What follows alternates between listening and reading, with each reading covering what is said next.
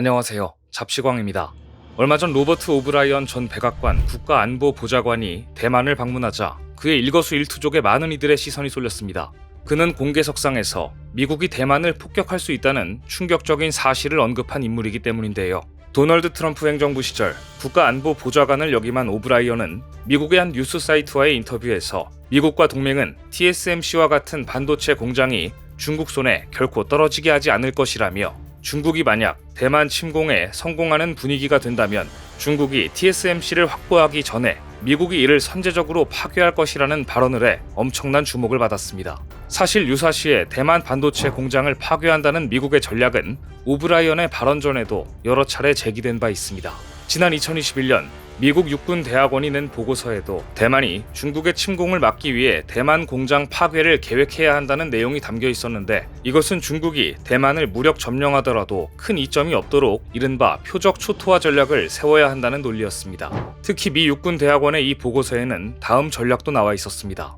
대만의 TSMC가 중국으로 넘어갔을 때 미국의 동맹인 한국에 위치한 삼성은 반도체 최첨단 디자인에 있어 유일한 대안이라는 내용도 담겨 있어 이목을 끌었습니다. 생각해보면 사실 당연한 내용입니다. 미국이 대만을 지켜주는 이유는 TSMC가 중국에 넘어가는 것을 막기 위함입니다. TSMC가 중국에 넘어간다면 미국의 대중국 반도체 규제는 아무런 의미가 없어지며 오히려 미국의 반도체 공급을 제대로 받지 못해 중국의 산업 경쟁력에서 밀릴 수 있습니다. 이렇게 되었을 때 미국이 믿을 수 있는 유일한 반도체 공급원은 한국밖에 남지 않게 됩니다. 미국 입장에서 한국 반도체 생산 단지는 끝까지 지켜야 하는 최후의 보루인 셈입니다. 그런데 대만의 입지는 실제로 매우 불안합니다.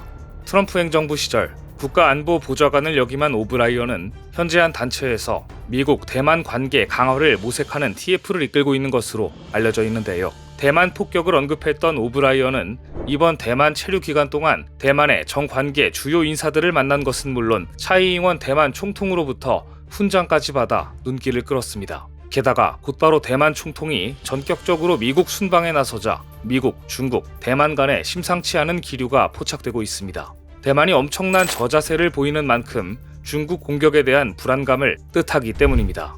얼마 전 차이잉원 대만 총통은 9박 10일간 일정으로 과테말라와 벨리즈를 방문하기 위해 첫 경유지인 뉴욕에 도착했습니다. 대만 총통이 미국 땅을 밟자 잔뜩 도끼가 오른 중국은 만일 차이잉원이 미국 메카시 하원 의장을 만날 경우 결연한 반격을 하겠다고 그 어느 때보다 날카로운 반응을 보였습니다.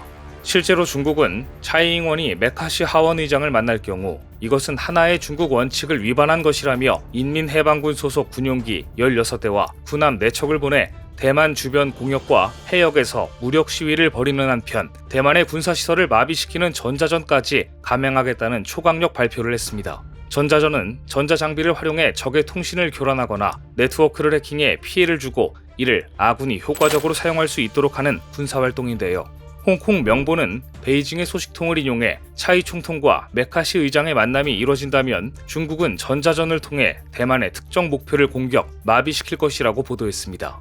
사실상 선전포고나 다름없습니다. 펠로시의 대만 방문을 계기로 대만 섬을 포위하는 대규모 실사격 훈련을 벌였던 중국은 이번에 차이 총통이 미국 땅을 밟자 연일 대만을 겨냥한 무력 시위를 벌이고 있습니다. 이렇게 중국이 전쟁까지 불사하겠다며 격렬하게 반발하자 미국은 오히려 중국을 달래는 듯한 뉘앙스로 대만 총통의 이번 미국 방문은 다른 나라에 갔다가 들르는 경유 형식이며 경유는 방문이 아니다. 사적이며 비공식적인 것이다. 중국이 이를 빌미로 대만에 공격적인 행동을 취해서는 안 된다라며 오히려 달래는 식으로 사태를 악화시키지 않으려는 모습을 보였습니다. 아무리 그래도 대만 총통이 직접 찾았는데 사적인 방문으로 격화시킨 것은 이례적입니다. 이처럼 미국이 한 발 물러서는 모습을 보이자 자신감을 얻은 중국은 미국에 대한 반격을 시작했습니다. 중국은 미국의 가장 치명적인 곳을 겨냥했습니다. 예상대로 반도체입니다. 중국이 미국 메모리 반도체 기업 마이크론사의 사이버 보안 조사에 착수했는데요. 반도체는 미국에게 가장 뼈아픈 영역입니다. 중국이 대만 총통의 미국 방문을 계기로 미국의 가장 약한 고리인 메모리 반도체 3위 기업 마이크론을 공격하기 시작한 겁니다. 주요 외신들은 중국 사이버 공안 관리국이 중국의 국가 안보를 위해 마이크론에 대한 조사에 착수했다고 전하면서 이번 조사는 미국의 대중국 반도체 수출 통제 조치를 두고 미중 간의 긴장이 고조되고 있는 가운데 진행되는 것이며 대만 총통이 미국을 방문해 중국이 크게 반발하고 있는 가운데 이루어졌다는 점에서 초미의 관심사가 되고 있다고 보도했습니다. 마이크론은 미국 기업이지만 중국 의존도가 높은 기업입니다. 지난해 연간 매출 중 11%인 33억 달러, 약 4조 3천억 원이 중국에서 나왔을 만큼 마이크론에게 중국은 핵심 시장입니다.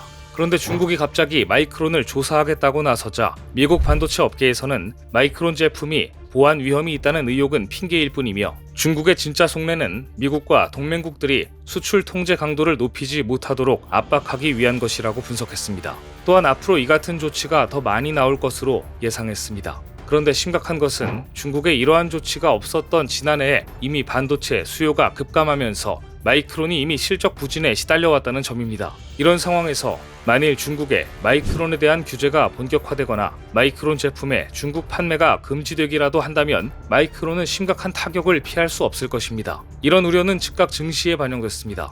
중국의 마이크론에 대한 조사가 발표된 날 뉴욕 증시에서 마이크론 주가는 4% 넘게 급락한 60.34달러를 기록했습니다. 결국 산제이, 메으로트라, 마이크론 최고 경영자는 한국에 도움을 요청했습니다. 마이크론 최고 경영자는 얼마 전 투자자들에게 배포한 2023 회계연도 2분기 실적 설명 자료에 D램은 의미 있는 마이너스 비트 그로스를 기록할 것, 낸드는 전년 대비 비트 생산이 역성장할 것이라고 적어 놓았습니다.